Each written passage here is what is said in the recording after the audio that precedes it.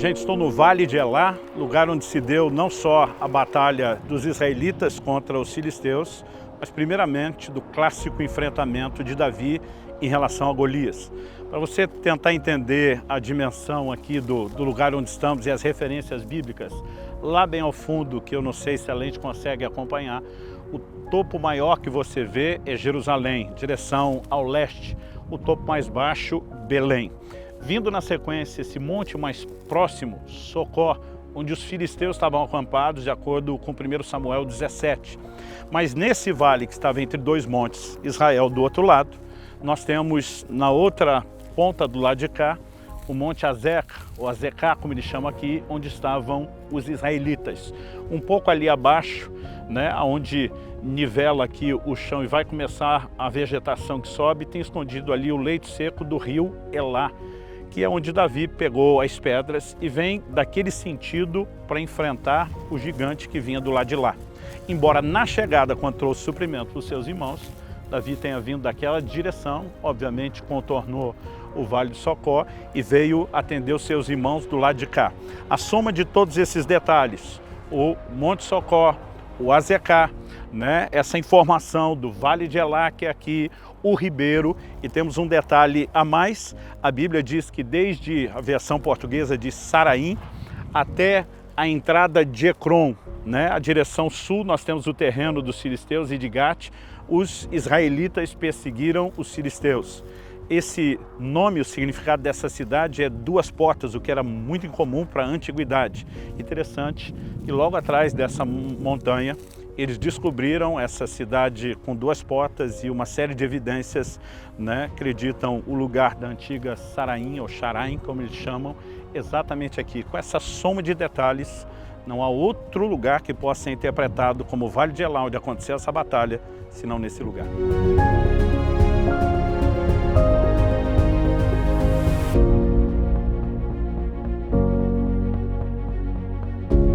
Informação a mais, nós estamos no território de Judá e a guerra contínua que Israel viveu com os filisteus, principalmente nessa época, para você imaginar, o litoral está para o lado de lá e a chamada faixa de Gaza também. Haviam 5 cidades principais dos filisteus, Ecrom e Gate, que estava mais para o interior, e um pouco adiante, já na faixa do litoral, Gaza, Asquelon e Asdod. Então, normalmente, essas guerras aconteciam desse sentido, de Judá para lá e de lá para cá.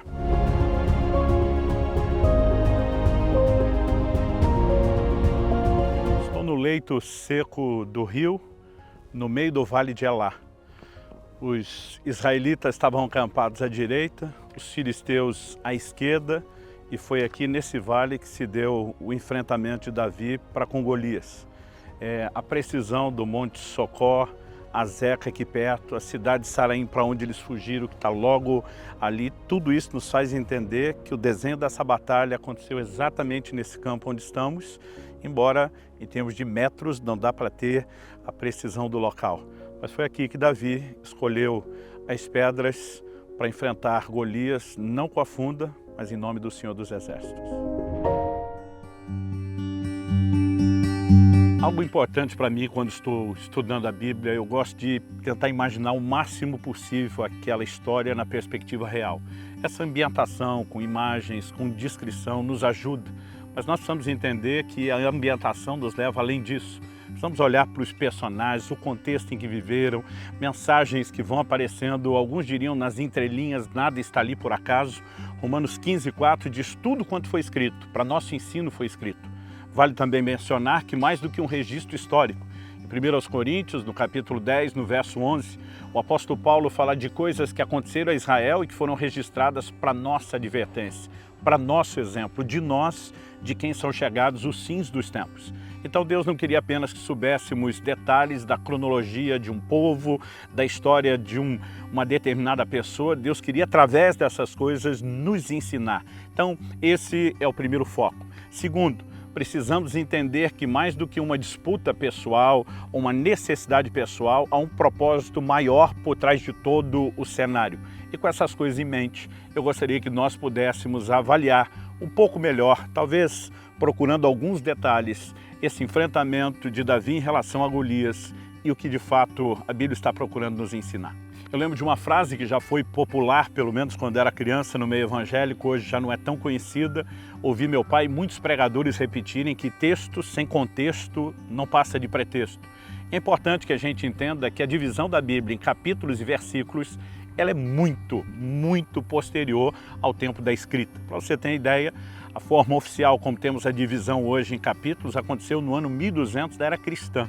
A divisão em versículos, no formato que temos hoje, no ano 1500, quando o Brasil já havia sido descoberto. E muitas vezes as pessoas se detêm a detalhes, a olhar um aspecto micro e perdem a visão macro, a conexão maior. Eu quero começar pelo contexto dessa história de Davi e Golias. Em primeiro lugar, sabemos que Davi já havia sido ungido por Samuel, o profeta, que por sua vez foi enviado de Deus, então ele foi ungido pelo Senhor.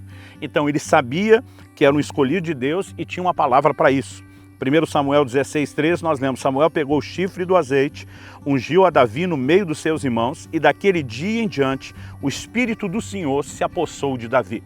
Davi tem entendimento do seu chamado, tem entendimento do seu destino profético, do seu propósito, sabe que o Senhor está com ele. Esse é um ponto de partida importante. Segundo lugar, quando Davi vem de Belém, enviado pelo seu pai para trazer suprimento aos seus irmãos, saber como as coisas iam e levar notícias para o seu pai, ele demonstra interesse no desafio de Golias desde o momento em que soube dele. 1 Samuel 17, 25 a 27 diz, e diziam uns aos outros, vocês viram aquele homem? Ele veio para afrontar Israel. O rei dará muitas riquezas para quem matar aquele homem. Também lhe dará filho em casamento, e a casa de seu pai isentará de impostos em Israel. Então Davi perguntou aos homens que estavam perto dele, o que será dado ao homem que matar esse filisteu e livrar Israel de tal afronta? Quem é esse filisteu incircunciso para afrontar os exércitos do Deus vivo? E o povo lhe repetiu as mesmas palavras, dizendo, é isso que lhe será dado ao homem que o matar.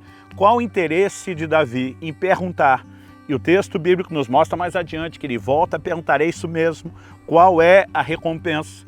Davi não está mostrando apenas o interesse de entrar numa batalha por causa de recompensas terrenas, embora ele procure ouvir isso. Davi tem uma visão do cenário diferente, talvez de todo mundo do exército de Israel. Primeiro ele olha para o filisteu e diz, pode ser grande, numa época em que a batalha era mano a mano, tem um camarada de 3 metros do outro lado com mais de 1 metro de comprimento, fazia muita diferença, era muito mais força, capacidade de atingir antes do menor se aproximar, mas Davi não está preocupado com isso, Davi o classifica como um incircunciso. O que isso significa? Davi está dizendo, nós somos o povo da aliança que Deus firmou com Abraão. Ele está dizendo, o que eu carrego na carne não é um mero ritual, é o sinal de uma aliança, de um compromisso com Deus, mas não é apenas eu que tenho um compromisso com Deus, eu sei que Deus também tem um compromisso comigo. E esse entendimento de aliança é o ponto de partida. Esse homem está fora da aliança, ele não está afrontando a nós como pessoas, ele está afrontando o Deus vivo a quem servimos. Com esse desenho, nós ainda podemos acrescentar uma informação a mais. Eu digo que você pode saber muito do perfil de comportamento de uma pessoa quando você avalia a dinâmica de comportamento familiar. A Bíblia nos mostra uma conversa breve entre Davi e um dos seus irmãos. Em 1 Samuel 17, 28 a 30, nós lemos, Eliabe, o irmão mais velho, ouviu Davi falando com aqueles homens. Ele ficou irado com Davi e disse, por que você veio para cá? E com quem você deixou aquelas poucas ovelhas no deserto? Sei que você é presunçoso e mau. Você veio aqui só para ver a batalha. Davi respondeu, o que foi que eu fiz agora? Apenas fiz uma pergunta. Então Davi se desviou dele na direção de outro. Fez a mesma pergunta sobre o que o rei daria como recompensa a quem vencesse o gigante. E o povo lhe deu a mesma resposta de antes. O irmão mais velho disse, eu sei a sua presunção, você veio ver a batalha. Isso revela uma dinâmica de um relacionamento entre eles. Primeiro, o desprezo do mais velho pelo menor, com quem você deixou aquelas poucas ovelhas. Segundo a frase, você veio ver a batalha, revela alguma coisa que acontecia. Os irmãos mais velhos estavam na batalha, não todos. Eu imagino cada vez que regressava, o Davi ficava, e aí, como foi? Conta. Ele sempre querendo saber. Havia um interesse em Davi que não era na guerra pela guerra. Ele é chamado, inclusive pelo próprio Deus, de um homem sanguinário, porque ele foi um homem de guerra. Mas nós precisamos entender que Davi teve uma percepção que também a maioria não teve. Desde que Josué liderou a nação de Israel para entrar na terra prometida, a plenitude da terra não havia sido possuída. Deus diz para Josué no final dos seus dias: ei, ainda há muita terra para conquistar.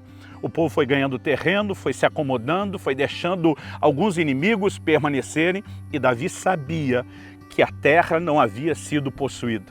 A primeira possessão, que podemos dizer praticamente completa do território, se dá nos dias de Davi. Quando Salomão se levanta para governar, não há mais guerra. Ele havia conquistado tudo à sua volta. Davi tinha um entendimento, um propósito. Não era apenas uma questão de ambições pessoais, mas o entendimento: o Deus que tem uma promessa vai cumpri-las. Tudo isso é importante para a gente entender a fé de Davi em operação a partir desse momento. Estabelecido o contexto, em segundo lugar, eu creio que temos uma lição prática sobre todos aqueles que vão ver o sobrenatural de Deus. É um posicionamento em relação a Deus, no seu compromisso, no seu próprio relacionamento pessoal. Segundo Crônicas, capítulo 16, verso 9, diz que os olhos do Senhor passam por toda a terra, procurando corações se mostrem íntegros, inteiros para com Ele, a fim de que Ele se mostre forte para com esses. Deus não vai mostrar a sua força para todo mundo, não vai mostrar para qualquer um. Ele está procurando onde estão aqueles cujo coração é totalmente meu. Quando Deus encontra gente como Davi, gente como Gideão, que o leva a sério, Ele simplesmente diz: para esse eu posso manifestar o meu poder, para esse eu posso manifestar a minha força. E é importante que a gente consiga fazer essa leitura de que Davi sabia quem ele era em Deus. Ele não tinha o tamanho de Saul, era o homem mais alto de Israel. Se tinha alguém que naturalmente poderia fazer frente ao gigante Golias, era o rei. Esse homem se acovarda, os mais valentes e experientes se acovardam, e esse menino que não tem experiência em batalha, que sequer conseguiu vestir uma armadura, ele simplesmente diz: eu vou, eu luto. Mas ele sabia, ele não estava falando de lutar com a sua própria força. No Salmo 18, do verso 32 a 34, nós vemos que Davi cria no que eu vou chamar aqui, entre aspas, de uma unção para a batalha. Ele diz: o Deus que me revestiu de força e aperfeiçoou o meu caminho, Ele deu aos meus pés a ligeireza das costas, me firmou nas minhas alturas, Ele treinou as minhas mãos para o combate, tanto que os meus braços vergaram um arco de bronze. Me revestiu de força, deu velocidade aos meus pés, me firmou nas alturas, treinou minhas mãos para o combate, para a batalha. Davi sabia daquela unção derramada sobre ele que o capacitaria para viver o sobrenatural. Em 1 Samuel 17, 33 a 37, nós vemos que Saul tenta dissuadir Davi.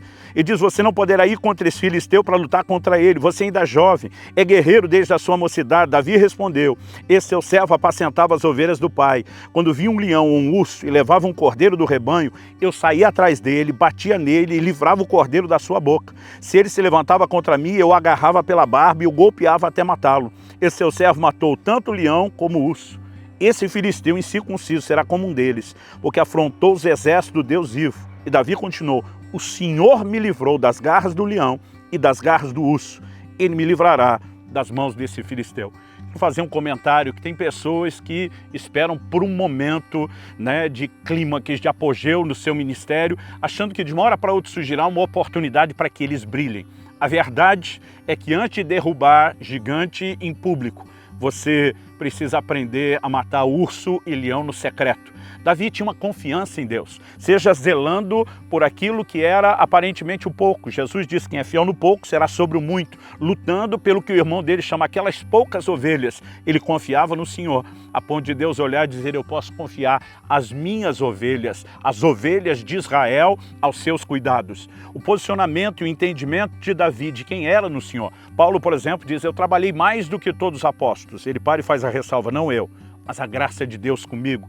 O entendimento de quem somos nele nos leva além de realizações naturais, nos permite viver debaixo da intervenção e dos recursos divinos, conquistas sobrenaturais. Davi também cria na missão de possuir a terra que Deus havia dado aos israelitas e que ainda não havia sido possuído na sua plenitude. Não se intimidou diante do gigante, porque não esperava resultados naturais. Mas o mais importante a ser destacado, eu vejo muitas vezes as pessoas se referindo a essa história bíblica e dizendo: Davi lutou contra Golias com uma funda e uma pedra. Não, esse não é o relato bíblico. Ele parte sim para o combate com uma funda e uma pedra, não liquida a fatura apenas com esse golpe, ele termina depois usando a espada do próprio filisteu para cortar a sua cabeça, que foi exibida como troféu. Mas a declaração de Davi para o filisteu, para o gigante, foi: você vem contra mim com espada, com lança e escudo. Eu, porém, vou contra você em nome do Senhor dos Exércitos, o Deus dos Exércitos de Israel, a quem você afrontou. Davi não diz, eu vou contra você com uma funda. Ele diz, eu vou em nome do Senhor dos Exércitos. Eu imagino ele rodando aquela funda, invocando o nome de Deus, e dizendo, Senhor, agora não é o treino do tempo em que eu estou cuidando com as ovelhas. Agora é a confiança no que o Senhor fará. O golpe da funda tirou a vantagem que Golias tinha do tamanho, da força, da distância e permitiu que Davi terminasse a execução depois. Mas o que nós precisamos enxergar e perceber é que houve uma intervenção divina. Agora, para terminarmos e tentar trazer o aspecto prático, o que eu e você precisamos compreender é que nós não vamos enfrentar gigantes de forma literal como Davi enfrentou. Quando os israelitas saíram do Egito e chegam no limiar da terra, uma das coisas que os desanimou e os fez querer voltar ao Egito foi descobrir que haviam gigantes. Eles representam desafios, eles representam dificuldades. Não fala apenas das adversidades comuns do dia a dia. Jesus disse, no mundo tereis aflições. Ele também disse, tenham bom ânimo, eu venci o mundo. E o mesmo apóstolo João que escreveu isso, diz lá na sua primeira epístola, no capítulo 5, e todo aquele que é nascido de Deus vence o mundo. E essa é a vitória que vence o mundo, a nossa fé. Mas mais do que apenas lutar contra as circunstâncias, nós temos um mix por trás de tudo, onde vemos um homem olhando, isso não é apenas uma questão pessoal. Eu olho para a palavra de Deus, para os propósitos de Deus e eu quero me mover debaixo daquilo que Deus tem. Ou seja, não era apenas usar a fé para tentar usar Deus para conseguir apenas algo que Ele queria. Era uma sujeição a um entendimento do que a palavra diz e para onde Deus quer nos levar. Isso muda completamente o entendimento de como aplicar a fé diante das dificuldades. Mas a fé tem uma característica, a fé fala. A Bíblia diz, se no teu coração creres e com a tua boca confessares. Você olha o tempo todo Davi declarando, eu vou entregar esse filisteu, a carne dele, as aves dos céus, o Senhor vai entregá-lo nas minhas mãos. Ele olha para o filisteu e diz, você vem contra mim com armas, eu vou contra você em nome do Senhor dos Exércitos, porque essa fé que é alimentada no coração, fundamentada na palavra, ela se expressa. Ela é declarada. Eu tenho visto muitas pessoas que sequer conseguiram lidar com o entendimento, a compreensão da palavra, com as suas convicções, que se manifestam na forma de falar e acredito que já podem sair enfrentando gigantes. Cada circunstância que aparecem ao longo da nossa caminhada, sejam ursos, leões, são preparações que nos permitem entrar num nível diferenciado de batalha. Antes de José ser promovido para governar todo o Egito, ele governa como chefe dos escravos a casa de Potifar. Na prisão, ele se torna chefe dos presos, em cada lugar por onde passa. Ele não diz, isso aqui é pequeno e não merece minha dedicação. Ele deu o melhor de si, ele procurou viver no lugar que Deus tinha para ele e foi sendo promovido. Quando eu olho para Davi, o que inspira o meu coração é não apenas a capacidade de crer que eu e você também podemos viver o sobrenatural, expressando fé, fé que se fundamenta na palavra e não no que imaginamos ser o melhor para nós, mas a capacidade de ter um posicionamento tão profundo nas Escrituras que a gente transborda isso. Então falar do que cremos não é um esforço de tipo um papagaio repetir o que imaginamos ou o que alguém declarou. Jesus diz, a boca fala do que está cheio o coração. É ter o coração tão cheio da palavra que é inevitável que isso flua dos nossos lábios. Essa convicção gera fé, essa convicção firma a nossa identidade. Essa convicção coloca os nossos olhos em Deus e não nas circunstâncias. E com esse entendimento, eu e você também possamos nos mover para derrubar gigantes, não com a nossa força ou habilidade, mas em nome do Senhor dos Exércitos. Nos próximos minutos, nós vamos ter uma conversa de aplicação prática dessas verdades. Fique comigo. Diferentemente de Davi, provavelmente eu e você não vamos enfrentar gigantes literais e nem num combate corporal. No entanto, nós entendemos na tipologia bíblica que isso é uma alegoria que fala de desafios, de dificuldades que humanamente são impossíveis, né? Saul era o rei de Israel, era o mais alto de toda a nação, ainda que não tivesse a altura do Golias, talvez era quem tivesse a menor diferença e não posicionou, não teve nenhuma iniciativa iniciativa.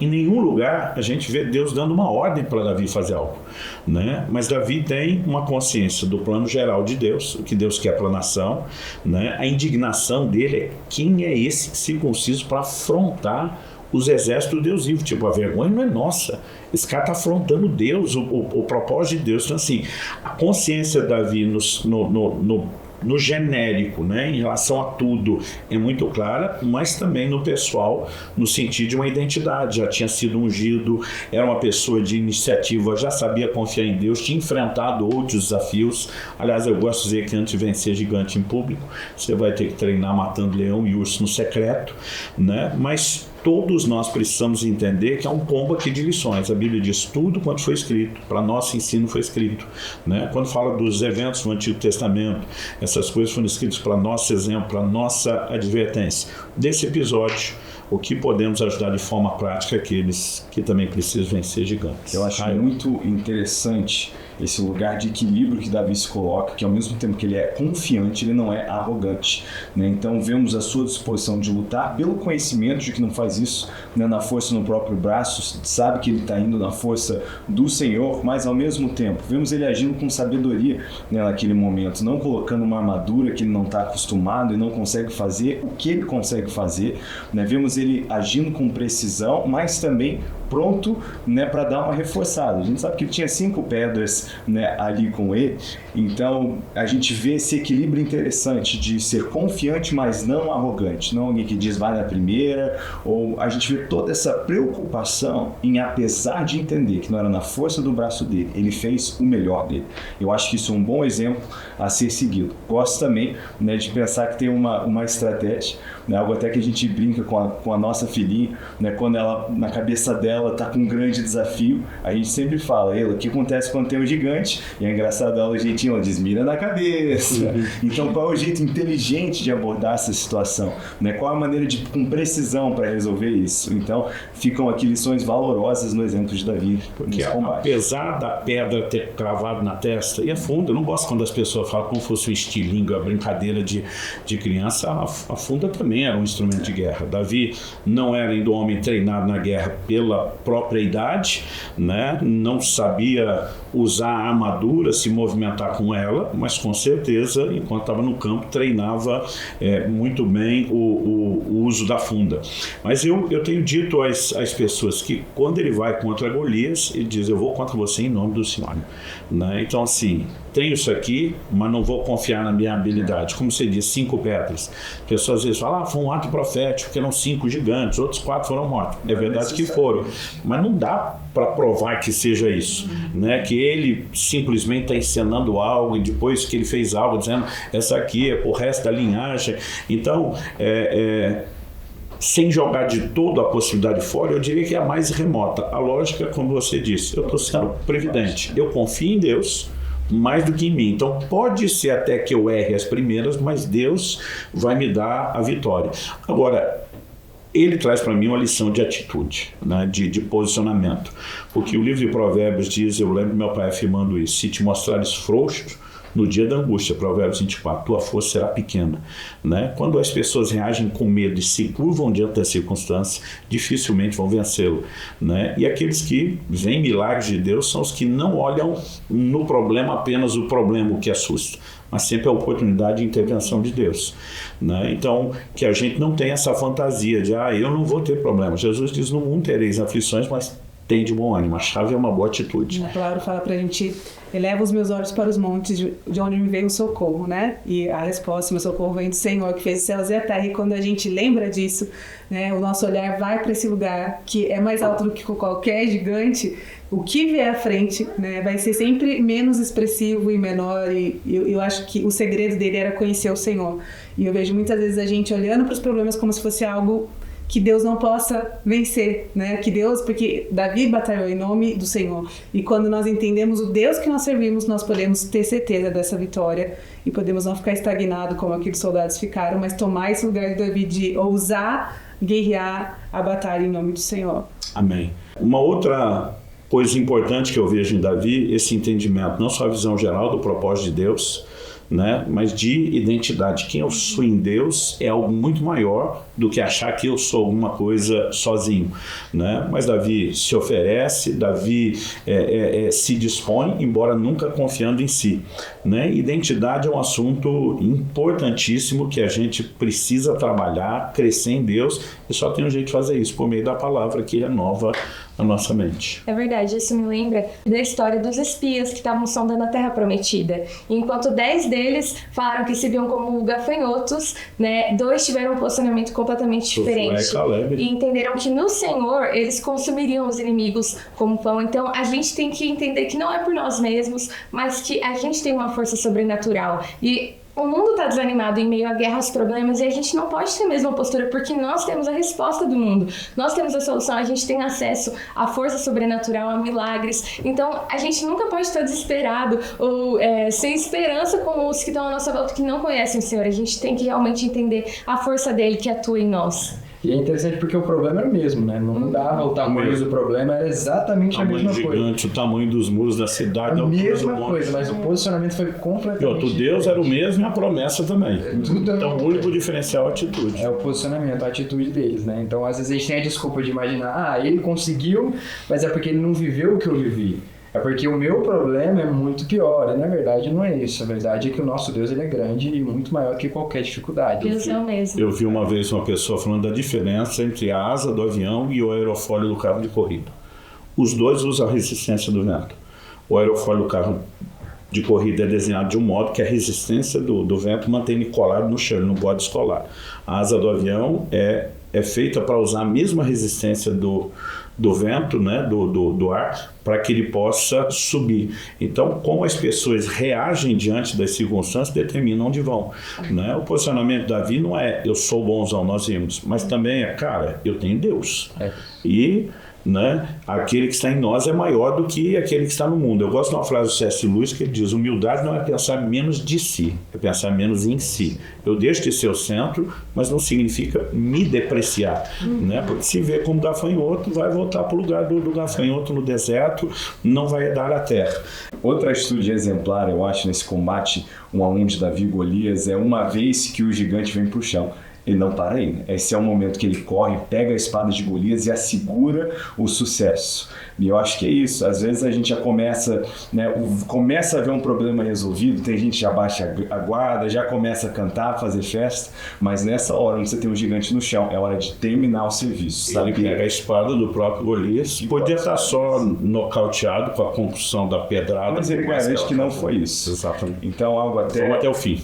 Algo até que nós gostamos de conversar lá em casa, nesse guia de abater gigantes, como lidar com grandes desafios, é uma vez que a gente deu esse passo em direção à vitória, como é que a gente resolve isso permanentemente? Por exemplo, às vezes, passando ali um desafio como casal, é o que foi que nos levou a estar tendo essa discussão? Como é que a gente tira o que nos traz para isso? Como é que a gente, né, corta a cabeça desse gigante? Eu acho que a gente precisa ter essa mentalidade de guerrear até o final, de terminar o serviço. Bom, eu quero terminar enfatizando que Jesus diz: a boca fala do que está cheio o coração. Ao longo da palavra falamos que a fé tem uma confissão, né? E o que Davi fala, seja diante de Saul, seja depois diante de Golias, revela a fé do coração. Deus vai me entregar você nas minhas mãos, né? Então, a fé ela precisa ser verbalizada. Quem sempre tem um discurso de derrota não percebe que, na verdade, ele acredita naquilo, né? Às vezes as pessoas falam assim: a sua palavra tem o poder. A questão não é o poder da palavra, a palavra sinaliza o que ele crê. E o que ele crê é que de fato afeta as circunstâncias. Então, assim, talvez a leitura do que falamos seja um bom termômetro para a gente ver o que é que o nosso coração precisa. E é por isso que a gente tem que se encher da palavra e aprender a declarar a palavra, que é a base e o fundamento da nossa fé, como Jesus, né? Na tentação o tempo todo dizendo: está escrito, está escrito, está escrito. Que seja isso que ocupe o nosso coração, as nossas declarações, que cada um de nós, dessa forma, com esse combo de atitudes, de confiança em Deus, possamos também vencer nossos gigantes. Amém.